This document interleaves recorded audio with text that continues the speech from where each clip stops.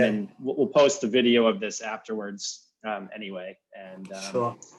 So I'll just sort of kick it off. And so thanks everyone for joining us. We're really excited to have you here for the second session of phase one.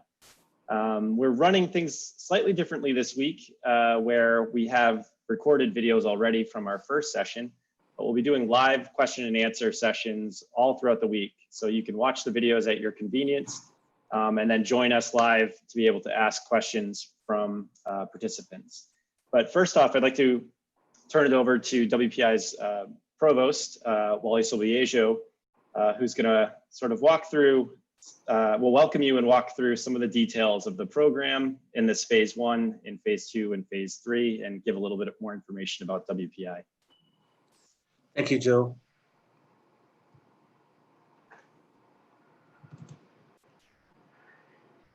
So can you see my screen? Okay.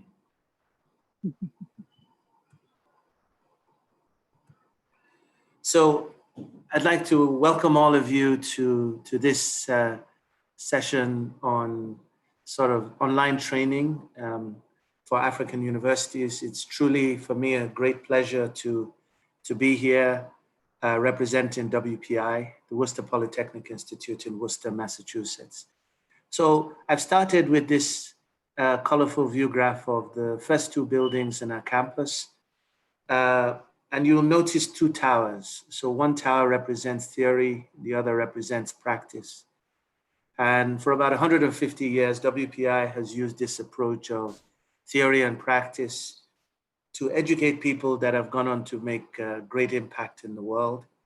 And for us, it's a great opportunity to share what we do in the online space with universities across Africa that we hope will also engage this idea of theory and practice to really produce a kind of transformation across Africa in education.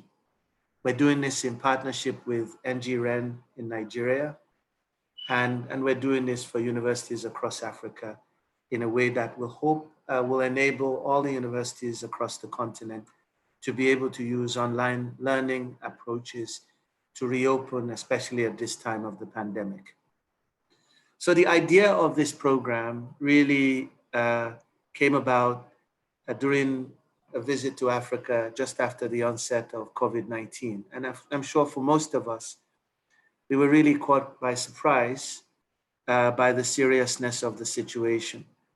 But for me, this became real during a visit to Ghana and Nigeria at the end of February, when, as I walked into Nigeria, they announced the first case of COVID-19 in Nigeria. And I thought, my God, this is real, you know. There's something here that's really global. And within a few weeks of my return here at WPI, we actually had to go from delivering our education mission primarily on site to delivering our education mission fully remotely with online delivery.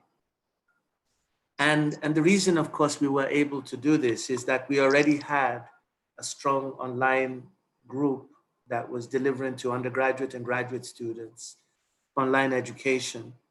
And that enabled us to really pivot very quickly to a situation where we were predominantly on site to where we were 100% online within 2 weeks. And really the objective here is to share this experience with all of you. And as I realized that all Nigerian and African universities are in the same situation where they need to pivot from predominantly on site to online delivery, the idea of this program came about. And so what we're trying to do here is to share with you our own experience in going from on site to online, and making sure that you feel that you can really take whatever ideas you get from this effort and translate those into your own context. I also want to thank the folks at NGREN, the Nigerian Research and Education Network, who are within the Nigerian Universities Commission, for their support of this program. Because really, once I started thinking about this, I started talking to Joshua Atta, and the team at NGREN about the possibility of doing a program with a focus on about 150 Nigerian universities. And I thank Joshua and his team, not only for the openness to doing this program, but for the openness to sharing this with all other African universities in ways that make this truly a continental effort. And then within WPI, I also have to express my appreciation to all my partners in crime, who have kind of joined this effort to really share our own experiences. And I especially want to thank Joe Durayan and Kerry West for organizing a lot of the logistics around this project. I want to thank Deb Boucher and Katie Elms, who will be really presenting today and telling you about especially the undergraduate aspects of online and how we went from almost fully on site to fully remote in 2 weeks. So hopefully they will let you know what they did in ways that will inform what you are also thinking of doing or what you could plan to do in your own different universities. So this first phase of this training will include 5 days of training. And I've identified faculty and staff that will be helping with the different days. And so you'll see in day 1, you have Joe Durayan, Deb Boucher, and Katie. Day 2, Joe and Kate Beveridge will talk a little bit about the information technology aspects. And I think you may be seeing some videos of some of these people in these sections as they get presented. For day 3, we'll have a focus on information technology and tools, high performance computing by our folks from ITC, and Najafi is the lead on that. And then in day 4, you will see the different pedagogical approaches to online education presented by a number of our faculty, Sarah Stanley, Joe Durayan, Chris Demetri, and Chris Wobi. There you'll find a very special focus on project-based learning, which is one of the pedagogical approaches that we promote here at WPI. And then day 5, you will see Mike Ahern, who is really in charge of our academic and corporate engagement team, talk a little bit about how you can train people in industry as part of a strategic online effort. So for us here at the WPI, the coronavirus challenge in some ways is also an opportunity. And so we see the challenge, of course, as having to close our school down and go into remote operation. But the opportunity is actually the opportunity to do things differently in ways that address problems that cannot be solved without thinking differently. And so if you now apply this to a context of Africa, you say, if you take a country, for example, like Nigeria, it has 200 million people. And within that context, right, 200 million people, it's about 15% or so of Africa's population. Africa has a population of about 1.2 billion. And that population of Africa is a young population, 70% of which is below the age of 30. What it means is you cannot educate that population just by building land-based universities alone. You need some combination of land-based universities and online universities to educate that population. And in a way, what this opportunity for us really is to now think differently about how we can use online platforms to really educate not just the young generation, but across the whole spectrum in a way that's informed by best practices in pedagogy and technologies that are adapted to the African situation. And do this especially at this time during the pandemic, where people are really motivated to use the technologies that are available and apply these pedagogical concepts that we're thinking of to really educating a whole continent and hopefully eventually the whole world. And so I call this the coronavirus revolution, which is a world in which every university becomes a center for lifelong learning and lifelong online learning, And within this context, all universities can serve their communities both on site and online, and train the trainers and the teachers and the practitioners in a way that impacts all of society. And these online programs can be used to train and retrain the workforce to have the skills that industry needs. So it's not only training the people who get the degrees, but training the people that are out there working or trying to get a job to have the skills in ways that can be disseminated across regions, in ways that can drive development. And then as we look even at our labs, you know, in many places across the world, they don't have the lab infrastructure to teach science or technology. And there are online alternatives that are perhaps cost effective and adaptable that can be used to reinforce concepts across the world through virtual learning approaches. So as we do all this, we can also develop 21st century lifetimes and life skills where we can work at home across the world whilst creating value for ourselves and operating in a domain beyond our local domains. And so the coronavirus revolution, in my opinion, is going to transform how we work, how we learn, and how we live in ways that I think can be facilitated by online education. So within that framework, our objectives in this program are holistic. We want to have a holistic approach to online education. It's not just for people enrolled at the universities, but to use the online platforms to educate communities. We want to share our story with you to show you how WPI basically has organized its online programs. And we want to show the key components of the online education to you, not only for you to use for yourselves, but to share with others and introduce to your university. And ultimately, for us, the biggest measure of success is to see you apply these concepts in universities across Africa in ways that hopefully enrich the sharing and distribution of knowledge across the continent. So we have 5 days of training in this first phase. This first day is going to be really a focus on sort of an overview of the program, and then the specifics in terms of undergraduate online programs that will be given by Deb Boucher and Katie Elms. And hopefully you'll then have some interaction in Slack where there will be some question and answer session that will be facilitated by Joe.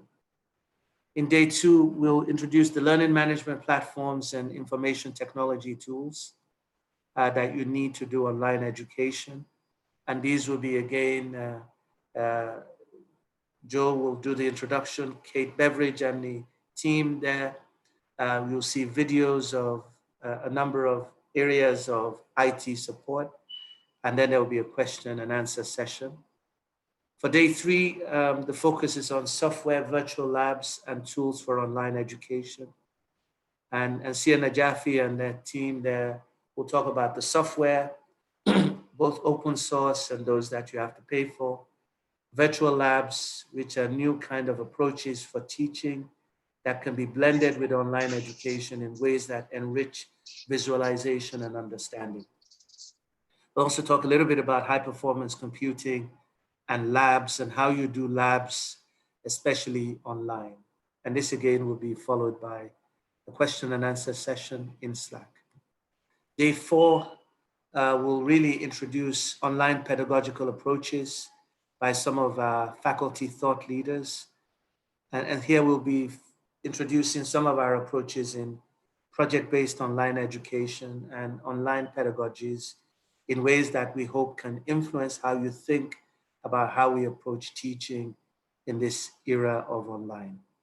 And then lastly, we will, on day 5, we'll be talking about the connection between online education and training people for industry and training people in industry. And here at WPI, this is a significant part of our online effort, where we find that by going to industry, we can actually train people who are doing jobs where they need to build skills. And this is one of the ways in which the United States has been able to educate its workforce to continue to be relevant as technology grows and emerges over time.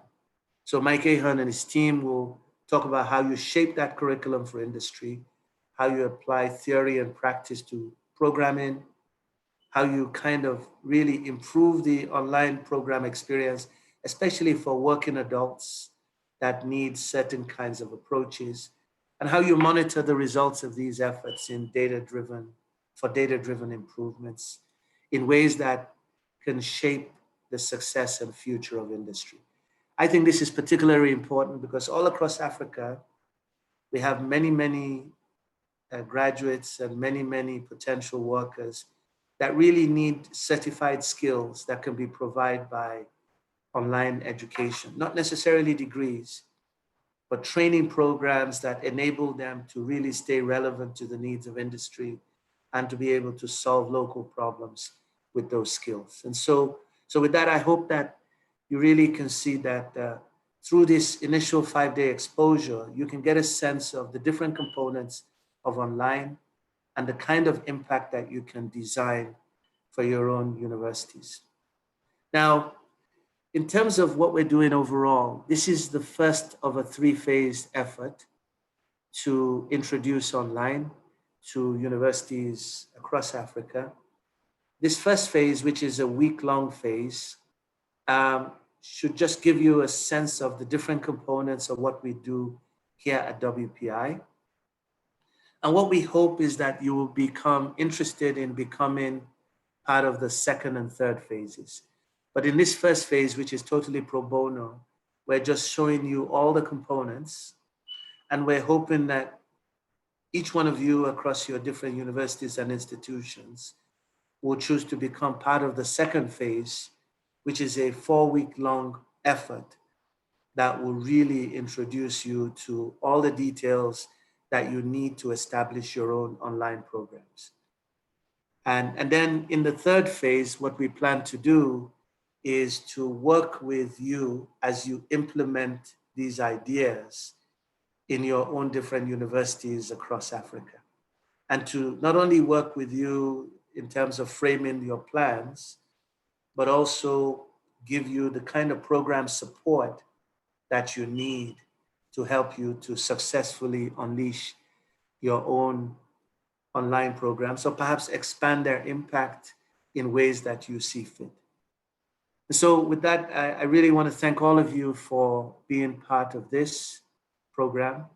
We're delighted to welcome you to phase 1 of this online program. And we hope that the kind of holistic insights that we will give you in this first week will be helpful to you as you begin to think about your own undergraduate and graduate programs, as well as potential students in industry that you can reach through a program like this. So we're going to present all the aspects from pedagogy, IT, high performance computing, virtual labs, to training for industry. And the hope is to train the trainers that can train more people that can deliver this value all across Africa. So we look forward to working with you as you prepare your universities for reopening, for those that are not operating at the moment. And we really appreciate your presence all across Africa in this endeavor. Thank you very much. So you may wonder, why do I end up showing you goats? So the goat is the mascot of WPI. And actually the goats are called Gompi, Gompi, right? And I'm showing you a male goat and a female goat, just to show you that I appreciate both our men and women that are engaged in this program. Okay, thank you very much. And Joe, over to you, and Deborah and Katie as well. Thank you. Great, thanks, Wally. Thanks so much for providing that comprehensive overview, and we'll let you get to your next meeting. Thank you. Take care, good luck. Take care.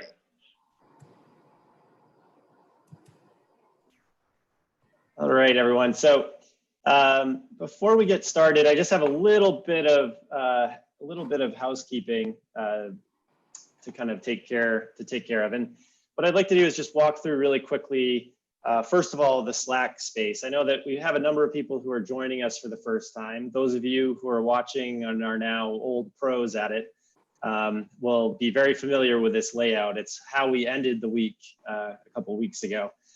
But I just want to walk you through the Slack workspace. Your screen will look slightly different from mine, but not very different. I just wanted to kind of show you the way that the structure and format of Slack, so that you might be accustomed to where you'll find specific types of information and the places in which you'll engage in specific types of dialogue.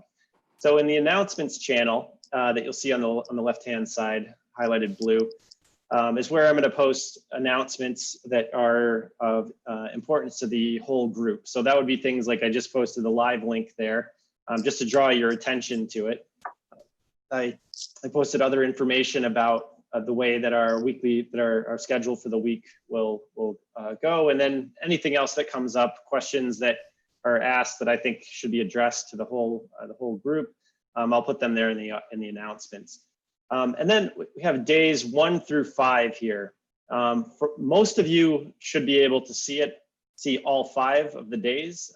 Several of you were not added, but I'm going to go back and fix that.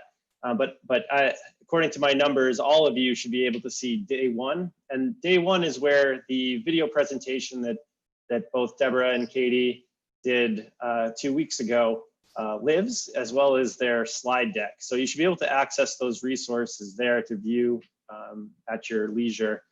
And that goes the same for all of the presentations for the week. You might notice this right here. I pinned a comment just asking you to please not post or comment in there. And the rationale behind it is that I'm not able to limit you from posting. So I'm just going to ask for you to sort of cooperate with that. And the real reason is that once, you might even notice this, is that if lots of comments are posted inside of a channel, it starts to bury the documents. And so we just want to keep those channels clear so people can easily find the PowerPoint and the videos. The general page is a space that everyone has access to kind of talk about whatever they want. So if you want to say hello to everyone in the morning, in the afternoon, in the evening, please feel free to do so. Really anything in that general channel. We just ask that you're all respectful. The help desk is the place to ask questions and also find answers. If you scroll up through the help desk, you'll notice that I've actually, when I get questions coming up quite often, one option that I have is to use the Slack bot, which is a robot that will give you an automated answer if I can get the language right. But additionally, I've posted these questions and given answers in the help desk channel. So that's the place to ask questions about logistics, really anything. And both I'll be monitoring that, and actually feel free to monitor it yourself and provide answers if you can beat me to it. So much appreciated. In the intros channel, it's a place where we'd like you to just say a little bit about yourselves. If you scroll up now, you'll see close to, we're getting up to about 2,000 individuals introducing themselves, including the people from WPI. So if you haven't introduced yourself already, please go ahead and do so in that intros channel. It's nice to know where everyone's coming from and hear what it is that you do and so on. There's also the live session link, which is where I posted the link to this live feed. I'm going to delete this once we end and this session is no longer live. So it's not the place to find stored videos, the recorded videos. That'll be in the day 1 channel through day 5 channels. But here is the place to come when you're looking for the link to the live video feed. This is the place to do so. And then here in discussion, the session discussions, as well as in the YouTube live channel, it's where really I'd like us to ask questions, answer questions, give your thoughts on some of the topics that are raised during the videos and offline. Perhaps it's things that you want to pose to your colleagues. This is the place to do it. And in fact, I'll be monitoring both this channel and YouTube. And it's the place to ask questions that then I will engage in a dialogue on your behalf with our two presenters. So that is really it for the Slack feed. I will answer any of your questions if you go ahead and put them in the help desk channel. But then just lastly, this week is going to function a little bit different than the first week. We have as I mentioned before, we have these videos and slide decks that have already been created, and they're posted in the day 1 through day 5 channels. You can access these at any time. It would be really great if you could watch them prior to our live question and answer session so that you're familiar with the topics that were presented in the videos. So this is really to have an ongoing dialogue to follow up on the ideas and issues that are presented in those videos. So I guess without further ado, I will open this up for discussion with both Deborah and Katie. First of all, I'd just like to welcome you back. Thanks again for doing this. And maybe a great place to start actually is to just maybe introduce yourself and kind of just give us a quick little pitch about what it is you do at WPI. So thank you, Joe. My name is Deborah Boucher, and I am the Director of Special Academic Programs at WPI. My focus has been really trying to create a vibrant summer, which is where almost all of our undergraduate online courses were until March of 2020.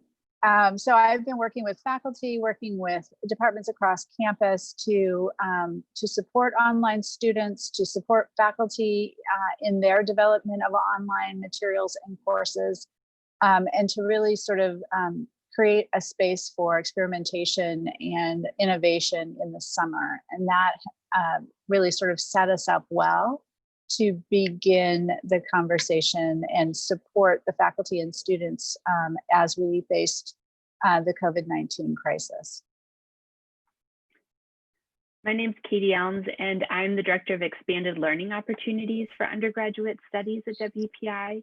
My background has been at every level, our K-12 system prior to university, as well as at the university, thinking about and building student support structures so that all students have access to high quality education.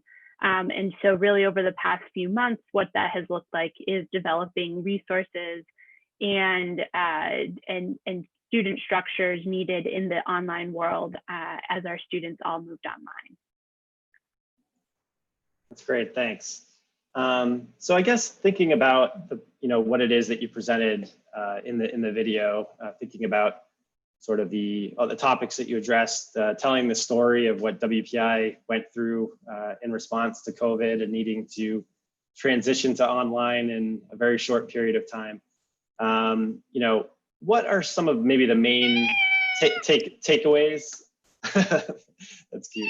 That's my cat. That's your cat. What are maybe some of the main themes or takeaways that you'd like people to walk away from that presentation thinking about? I think the two big pieces, and some of this is obvious, and other pieces of it are not as obvious. The two big things are: how does an institution support its faculty online? How do we give the faculty the resources and expertise they need to be able to truly provide excellent online education? What kinds of structures and what kinds of supports need to be in place for that? But then the other piece of that, and I fear sometimes in the focus on faculty, there has been less focus on students. And that support for students, I think, is just vital. Without those institutional supports for students, we then leave the faculty not only challenged with delivering their curriculum in this completely new environment, but then also providing all of the support to students who are also in a completely new environment. And so those I think are really the two big pieces that I would hope people would really think about in their own context. Yeah, I think those are wonderful and so aligned with my own takeaways from this presentation. To build off of that, I would just add that to some extent our faculty, but definitely our students, sometimes in the online space just don't know what it is they need. And so as we design these structures, really thinking about ways that we're not only putting structures in place that are useful if someone knows that they need something to reach out, but also really designing these structures to be useful at proactively reaching out, whether that's because we have an indicator that we're concerned about a student, or we're just checking in on faculty and students in general to see how things are going, because sometimes that sparks the most conversation. The other key takeaway I would highlight is something Deborah talks a bit about in the presentation, which is the excitement of taking risks, and that all of this everything that we decide to do and has some level of risk associated with it. But that at the end of the day, we have to sort of take some of those risks, and that there's a lot of excitement and potential when we decide to do that. Taking risks, like Deborah's cat is taking a risk on being live on YouTube. Yeah. There we are. Yeah, actually, so there are a number of things. One of them is about that risk taking and space for innovation. I think that was the way that you phrased it in the presentation. And then but the other one was that I'd like to talk about first is actually, so how is it some of the processes that maybe that you use, or the way that you thought about that idea of faculty and students might not even know what they need and when they need it. What are some of the ways that you've thought about it or put sort of the processes in place to be able to anticipate things that people don't even know that they need? What were some of the ways that you thought about this? Yeah. Well, there's, significant research about online learning. So, in many ways, we were leaning on scholarship that had been developed over many years of the kinds of resources and the kinds of supports that actually do support online learning. To then adapt that for this remote learning experience, I think was the challenge, right? So, there is all of this great scholarship out there about how to do this, or how institutions are doing this well, and the impact that has on both students and faculty. I think the challenge of it was to try and find manageable pieces that we could implement very quickly, and try and see whether they made a difference, right? So that we were really leaning into scholarship that was already there, but then trying to make it work in our context. The other thing we did was we really relied on feedback so we created this baseline of using scholarship, and then we really relied on feedback to form a direction moving forward. And we valued all feedback, but it was particularly helpful when we could get feedback from faculty of things they were seeing from students, and then feedback from students of things that they were experiencing. And then we could say, oh, look, the faculty were experiencing students not showing up to class, or students feeling frustrated with them not being available enough. And then what we actually realized that students are looking for is some academic connection, and they don't know how to say that in any way other than our professor wasn't around enough. And so when we solve the issue of academic connection, it starts to help in all of these arenas. So that feedback piece on a regular basis has been really important. I think this is a really different kind of mindset compared to maybe the way that other either types of programs or institutions go about their business, which is this idea of well, for lack of a better term, like from the business literature or a business standpoint, it's who's your customer, right? Who's your client? And so in this case, it's feedback from both, and you want to get feedback from your customer or client so you can deliver a service that meets their needs. And so what you're proposing really is almost like bi-directional information flow from those two stakeholders that are most critical to launching successful online programs. So what are some of the ways, and I know you kind of touched on it, but what were some of the specific ways that you did collect feedback that you then could use to make decisions and sort of implement these types of changes? Katie, do you want to talk a little bit about that, since it's been really the focus? Sure. So, so we did so both formally and informally. So, you know, informally, we had something called a community check-in that we sent out to students every week, and in that it was a quick survey, and the last question, and typically the questions were more lighthearted. You know, how would you describe your week in a hashtag? But then there was a space for, do you have feedback or questions or concerns that you want to share with us? And some of those were just questions students hadn't been able to find the answers to, but some of those were feedback, and sometimes more emotional feedback. And so it was a place where every week students knew that they could share that feedback with us. So we sort of gathered that over time. We did that both in the end of our spring term, as well as over the summer. We've continued to do that.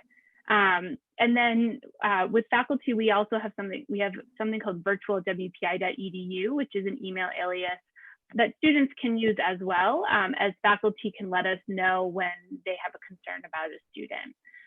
So those have been more sort of informal ways of getting feedback about kind of a bigger picture of what's going on. We also have sent end of term feedback surveys to give us more detailed information about how things are going, particularly around the student engagement and student support component.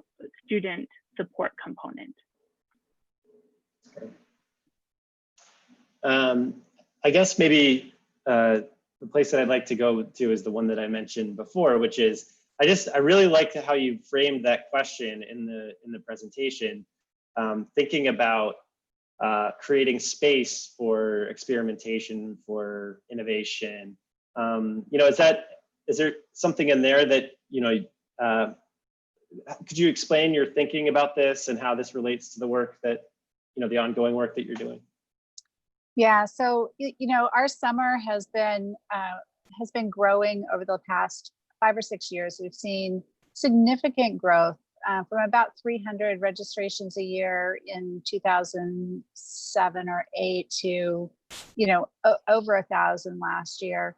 And really the strategy has been, we've met with department heads, we've met with faculty and said, what do you want to try? What do you wish your students had? So for instance, our BME faculty said, you know, our students really, we'd love for them to take opportunities for co-ops and internships, but there are these classes that sometimes they can't get in the academic year in a way that opens up their schedule. And so maybe we could offer these BME classes in the summer, and students who are interested in those opportunities would have the chance to take these classes. And so as an institution, what we said was, okay, we will support your development of those courses in the summer online. And then we will, it's a risk, right? It's a risk for you to take the time to do this. We don't know what the enrollments are going to be. And so we promised to pay them full for a full class, even if they were under enrolled, to sort of create a space where they could take a risk. And the institution was sort of supporting that risk in a way that made sense for our students to be able to do more in their time, faculty the opportunity to try some new things. And so those sorts of partnerships that we've created space for and created relationships with departments to just try, you know, what are the challenges your students are facing? That's a great beginning conversation. From my experience with faculty, to help them navigate that, right? Maybe they can't get that internship because of the way the courses fall. Let's see if we can try something different. Great.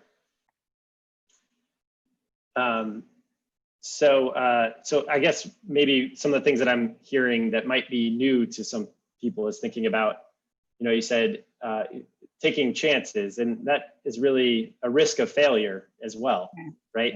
So that being open to things not being correct or right the first time, but having an orientation towards the collection of additional data to continually change and improve the programs that you're trying to create and support systems that you're trying to create.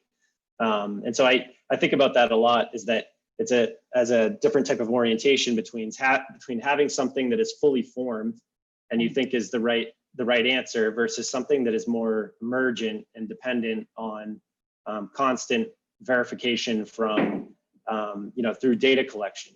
Right. Well, and we're doing both, right? So doing both, yeah. Right. We're absolutely measuring everything that we did this over the last 4 or 5 months. We intentionally built, supportive cohorting with some coaching for our first year students who are taking summer classes, because we'd never seen them take summer classes before, and we were nervous about them entering into the institution without all the supports that are available in the fall, right? So we had this sort of challenge, and we saw what can we do to meet this challenge, and then how will we measure whether this made a difference, right? So we divided up that cohort. We reached out to them every week of the term, and we're sort of taking a look to see how they do. Did they persist? Did they earn credit?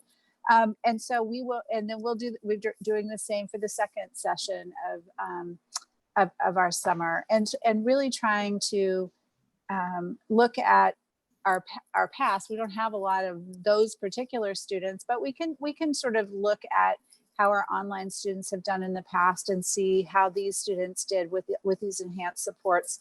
So we're definitely interested in sort of the experimentation and the scientific method, right? We start with sort of with a hypothesis, and we've tested it, and we're measuring it, and then we're trying it and tweaking it and measuring it again. And so it's not just risk, it's also analysis, and it's smart risk, I think. Right. Go ahead, Katie. Yeah, I was just going to say, I think that another thing that makes the risk just a little bit easier to manage is that we've had a student working with us on developing out some of the components, as well as we've had a couple faculty members giving us some regular feedback.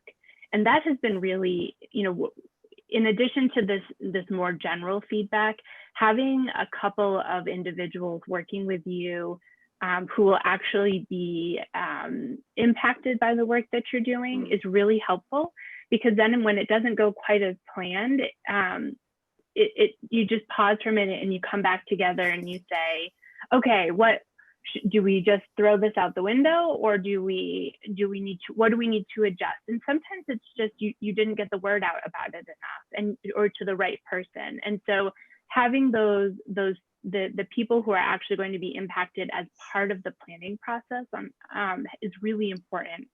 I think in order to ensure that we're not making kind of snap judgments about what we think is happening. Oh, that's great.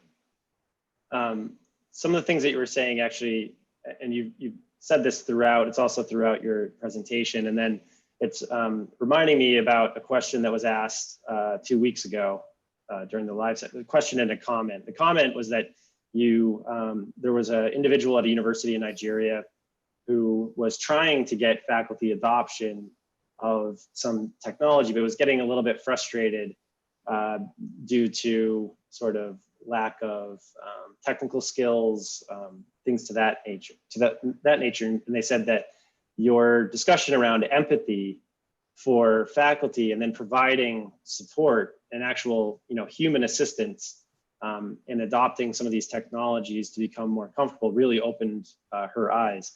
And so I don't know if there's anything to talk about in terms of that orientation towards faculty support for faculty who are not technologically savvy or comfortable, maybe is a better word. Yeah, I mean, I think just, as a general rule, the older we get, the least there are a lot of things that I didn't do well when I was younger that I stopped doing along the way. Right? There's just a whole slew of things I stopped doing because I wasn't really good at them, and I liked doing the things that I was good at. I think when we're talking about faculty specifically and academics specifically, when you're in, these are experts.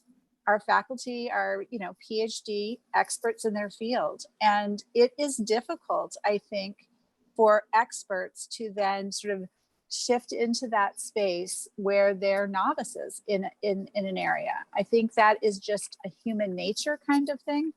I think understanding that and helping sort of normalize that experience can only help. It isn't that there's something wrong. It is that this is brand new, and there are lots of brand new things that if I were to engage in today would make me uncomfortable and probably a little grouchy, right? Like learning is hard, and that sense of not knowing and feeling like I should know is challenging. And I think that's true for all human beings, but I think that there is sort of a heightened awareness of that around experts in their field in academia. Yeah, Katie, anything around that you'd like to add around supporting faculty, or actually even students who are uncomfortable as well? Because it's not just faculty, it's also students who need support. Yeah, that, as I was listening to what Deborah was sharing, that was sort of what came to mind, is that the more I think that the reality is that everyone struggles. I think how we perceive it to be a reflection of our capability might differ based on, if we're a student or if we're an esteemed professor, but that the more transparent, so this is for me where transparency becomes really important. I think that in higher ed, oftentimes we're very careful to not be transparent about the challenges that we're facing as individuals, so that we continue to look like the experts. But the more in this case, as we are all remote, as we are all facing our own challenges in our everyday lives as a result of some of the issues with the pandemic and being remote, there's a level of connection that comes through transparency and being able to say, oh, yeah, I really struggled with this. This is how I got through it. Both as a faculty member helps you to connect with other faculty members who are also struggling with it and forming a learning community around it. It also, though, is a role model for your students as they're feeling similar struggles of, I'm not really sure how to do this and I don't even know who to ask. It opens this door to say, we don't all know what we're doing here because this is new for all of us.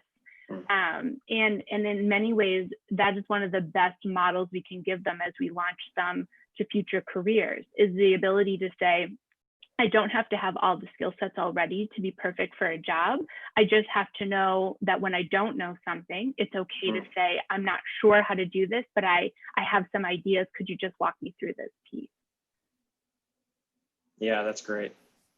I think oh, sorry, go ahead, Deborah. Oh, I was going to say the other piece that I think our faculty have done really well is that they've championed each other. And so we have faculty in our departments who are more experienced with technology around online because they've been teaching in the summer. And then we have faculty who have never even thought about teaching online. And so they've really worked together, and that sort of sense of teamwork and collegiality has been really helpful. I think in building a sense of we're in this together, but also in sort of normalizing the learning curve that is inherent here. Yeah, absolutely. That was a role that I played last spring, actually, was sort of finding a buddy, right? So faculty who were a little bit uncomfortable with making the transition, they were overwhelmed. They didn't know how to use Zoom. They didn't know how to use other technology tools to be able to, or didn't feel comfortable, I should say, with it, to be able to facilitate a class of 20 to however big their class was. You know, I partnered with them to help them come up with a plan and execute it, was there to help them along the way. And I know that that was something that would happen across WPI, was that faculty who, you know, creating this like knowledge sharing community in order to help other people maybe develop some of those skills. And it shares the load when we do that, right? It's, Right. you know, our institution isn't designed with infrastructure to necessarily support all of an entire group of people on one thing like this. You know, I don't think we ever anticipated needing to move all of our faculty to teaching online in one term first, right? So when we're able to champion each other like that, it makes the work more manageable for also the people in those offices that are trying, you know, doing amazing work to uplift the technology and faculty connections, but just who are at the end of the day have limited staff as well. So it just makes it all a bit more manageable within the structure of our institution as it exists. Absolutely.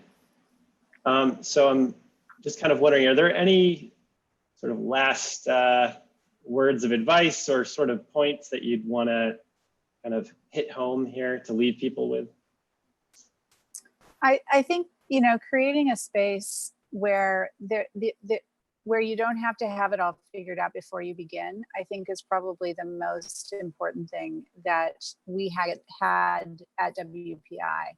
I think the sense across the board of we're going to figure this out together really made the difference.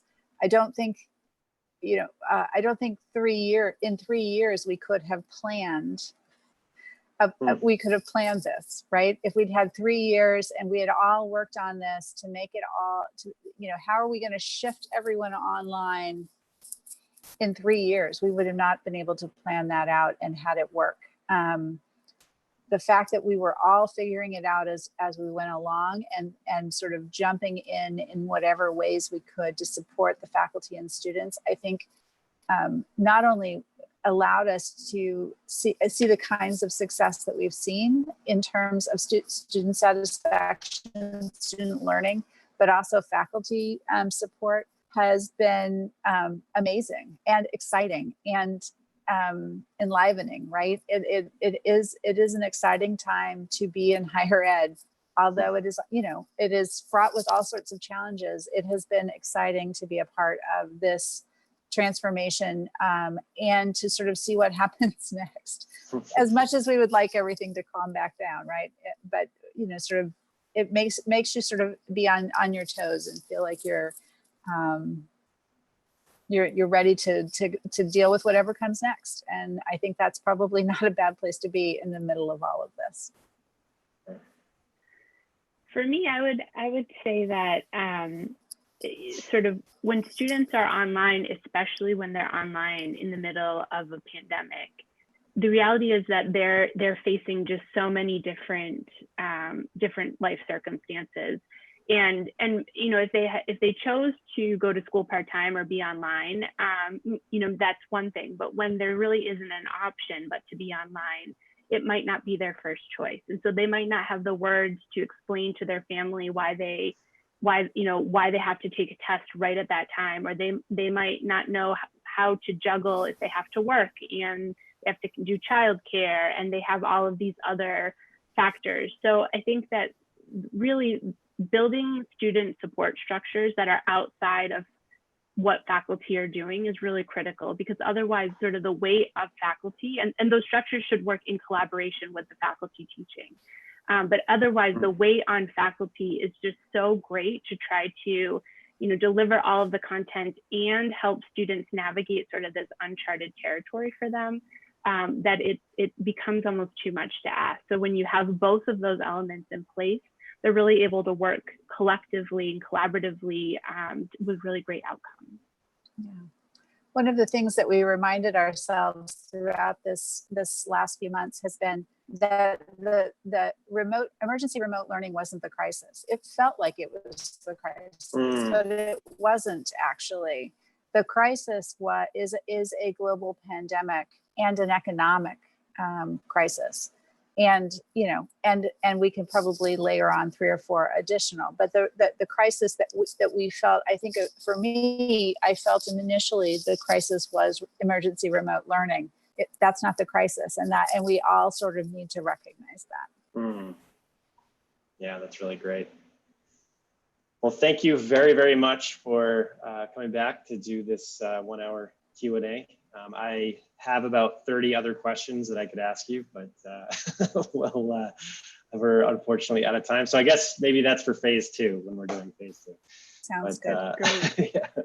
But thank you so much, and to everybody watching, thanks for joining us. And please keep posting your questions in the Slack workspace, and we'll get to them.